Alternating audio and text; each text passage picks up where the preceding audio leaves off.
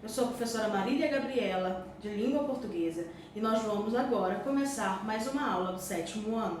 Bom, gente, para auxiliar vocês na questão da resolução das provas, certo?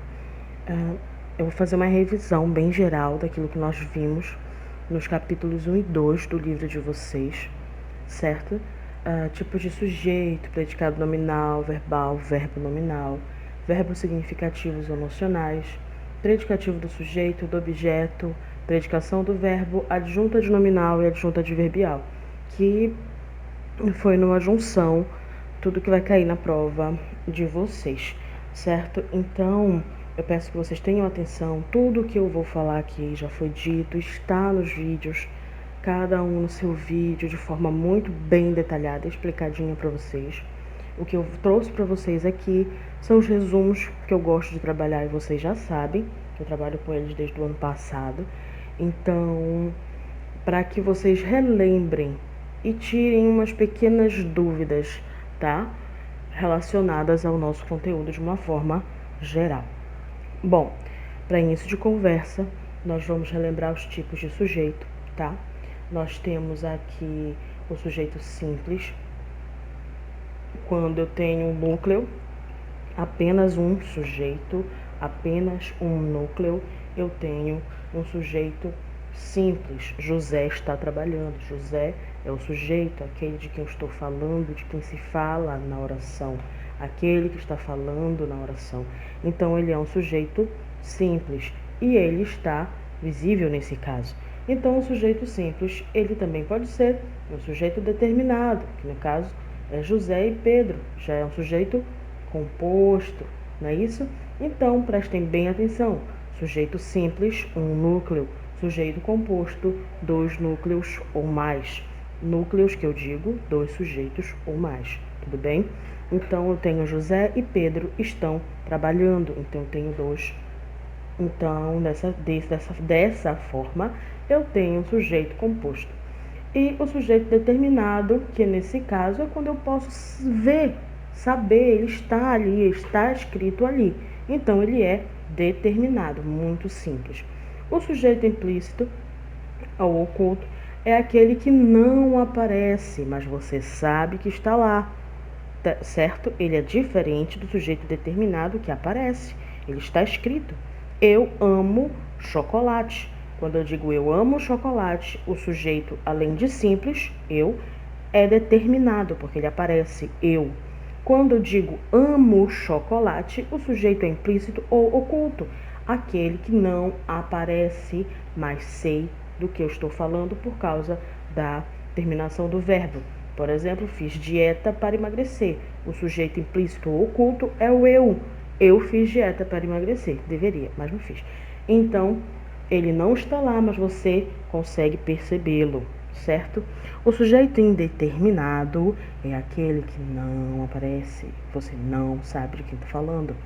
Você, como o nome já diz, indeterminado. Aquele que não tem como determinar, não tem como saber. São os verbos na terceira pessoa do plural, os verbos na terceira pessoa do singular, com a partícula se, que é a indeterminadora do sujeito. Quando eu digo precisa se, vem de si, eu não sei quem vende, eu não sei quem precisa, enfim.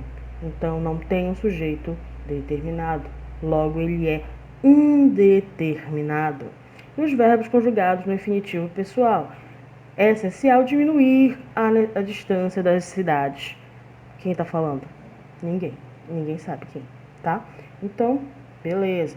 Sujeito determinado, sujeito oculto, sujeito determinado. Oração sem sujeito é quando não há sujeito, sujeito inexistente, tá bom? Sujeito nós temos o sujeito oculto, o indeterminado e o inexistente, aquele que não existe.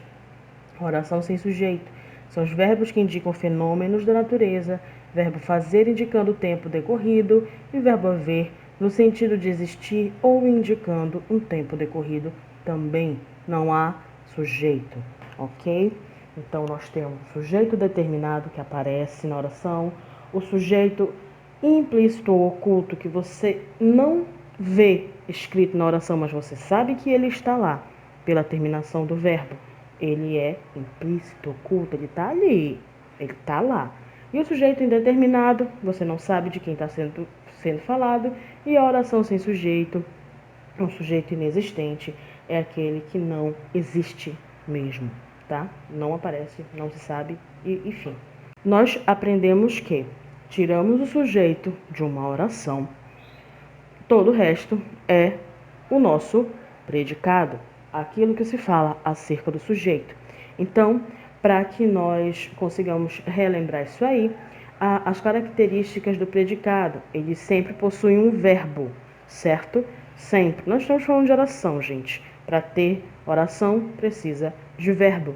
Mas esse verbo, no caso, ele pode ser um verbo nocional, que no caso são os verbos principais, de ação, acontecimento, fenômeno natural, desejo, atividade mental, ou os verbos de ligação, certo? Que não são os verbos nocionais. Nós já estudamos sobre eles, tá? Então, tudo aquilo que não faz parte do sujeito é o predicado. E temos 3 tipos de predicado: predicado verbal, predicado nominal e predicado verbo nominal. Predicado nominal, como o nome já diz, ele possui como núcleo um nome, ou seja, pode ser um substantivo, pode ser um adjetivo, pode ser... Ele possui um nome como núcleo. E ele, claro, possui o verbo de ligação. Preste atenção. O pai está ansioso, certo? Está é o verbo de ligação. Ansioso, característica do sujeito. Então, é um adjetivo. Sendo um adjetivo, é um nome. Logo, eu tenho aqui um predicado nominal, cujo núcleo é ansioso. É um adjetivo. Minha tia parece feliz, Luiz anda nervoso. Então, prestem bem atenção nessas finalizações, nos núcleos do predicado nominal. Vai ser sempre um adjetivo, um advérbio ou um próprio substantivo. O predicado verbal tem como núcleo o verbo nocional, o verbo de ação, o verbo principal, certo? Nesse caso, são os verbos transitivos direto, transitivos indiretos ou verbos intransitivos. Lembrando, transitividade verbal, beleza? Verbos intransitivos possuem sentido completo. Verbo transitivo indireto é aquele que possui complemento, ele exige complemento com preposição. E verbo transitivo direto exige complemento sem preposição. Exemplo, eu corri 100 metros. Então, nesse caso, eu é o sujeito, corri 100 metros é o predicado e o núcleo do meu predicado é o verbo nocional, é o verbo principal. Minha avó viajou para Paris. Minha avó, no caso, é o meu sujeito. Viajou para Paris, o meu predicado. Viajou, nesse caso, é o meu predicado verbal, ok? Nós comemos camarão, da mesma forma. E o predicado verbo nominal possui 2 núcleos, verbo e nome, juntos na mesma oração. José chegou exausto. Prestem bem atenção. José chegou exausto. Exausto não é complemento de chegou. Prestem atenção. Como acontece o verbo nominal. José chegou exausto. Exausto é característica de quem, gente? Exausto é característica de José.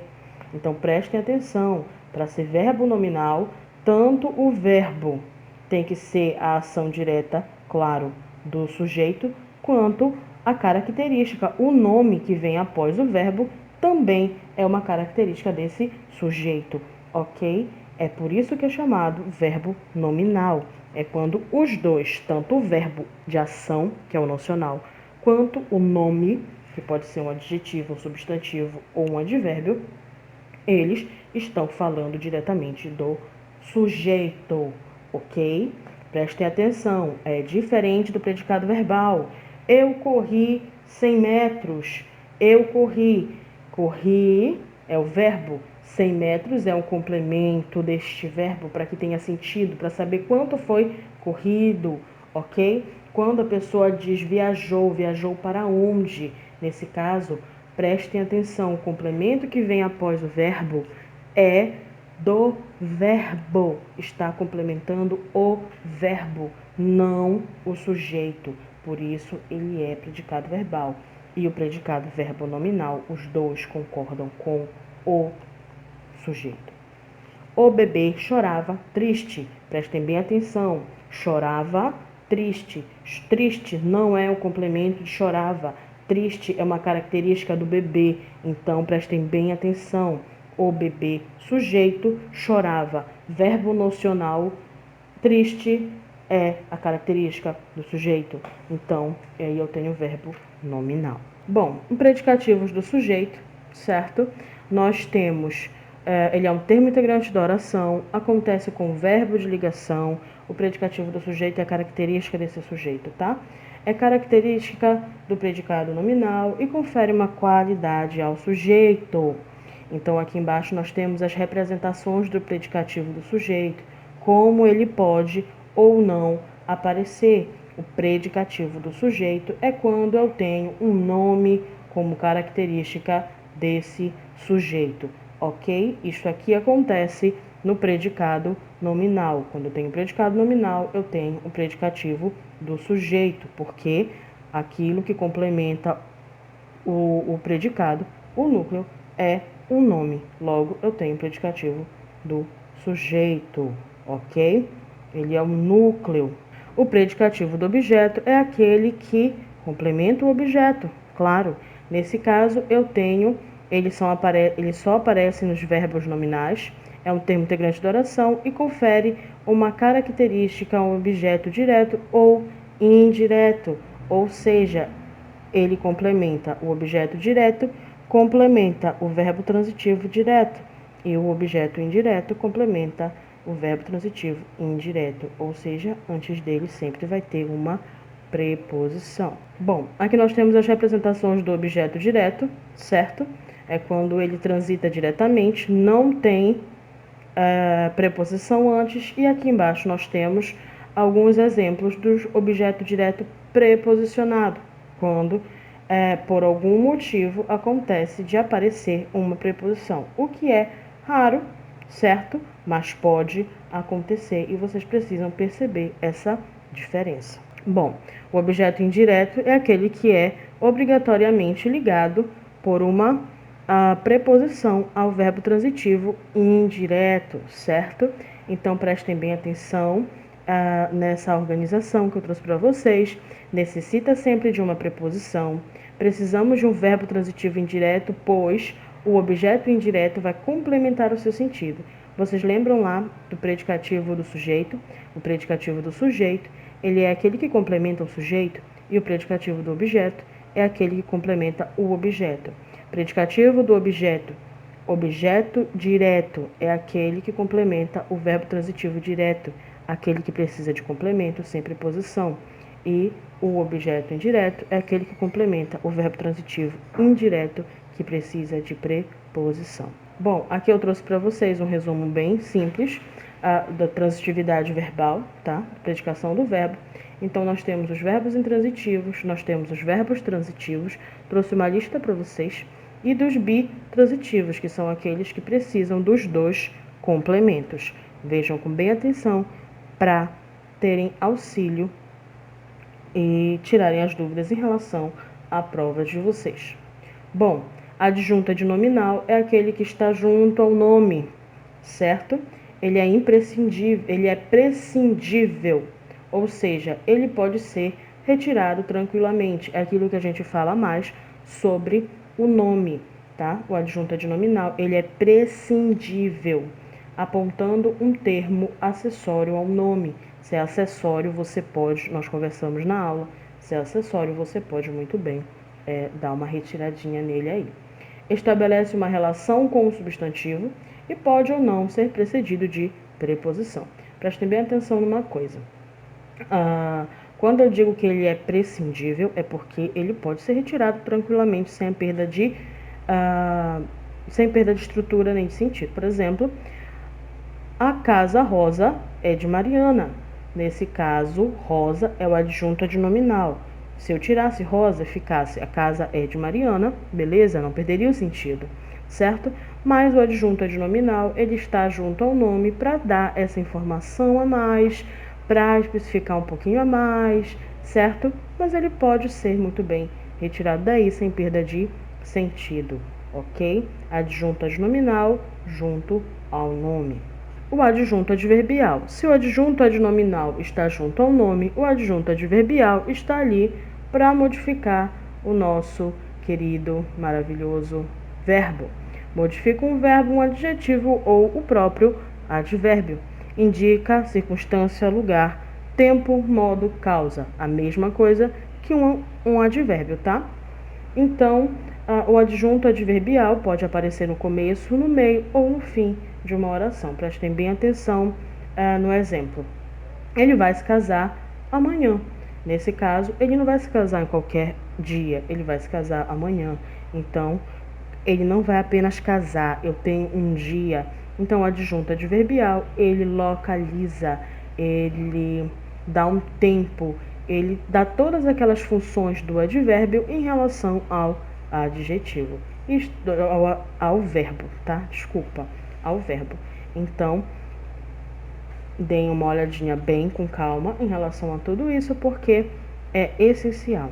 Bom, aqui nós temos os tipos de adjunto adverbiais que eu trouxe para vocês, certo? Também aparece nas outras aulas de vocês. Vocês podem ver com calma, vocês podem printar. Se quiser printar e imprimir também podem, porque é algo que vocês vão usar por muito tempo, durante toda a vida de vocês, até o ensino médio. Então, aqui vocês têm uma representatividade dos 15 tipos de adjuntos adverbiais, aqueles que estão junto ao verbo modificando esse verbo. Bom, espero que vocês tenham compreendido até aqui. Foi só um apanhado geral mesmo daquilo que nós já conversamos, inclusive em sala de aula, certo? Porque muito do que nós vimos aqui já foi visto anteriormente. Então, peço que vocês tenham atenção. Vocês têm até sexta-feira, dia 26, para entregar todas as atividades do capítulo 1 e 2, que também servem para compor a nota de vocês, tanto quanto para revisar aquilo que nós já trabalhamos. Até a próxima aula. Então, gente, essa foi mais uma aula. Eu espero que vocês tenham compreendido o conteúdo e as demais dúvidas, entrem em contato conosco.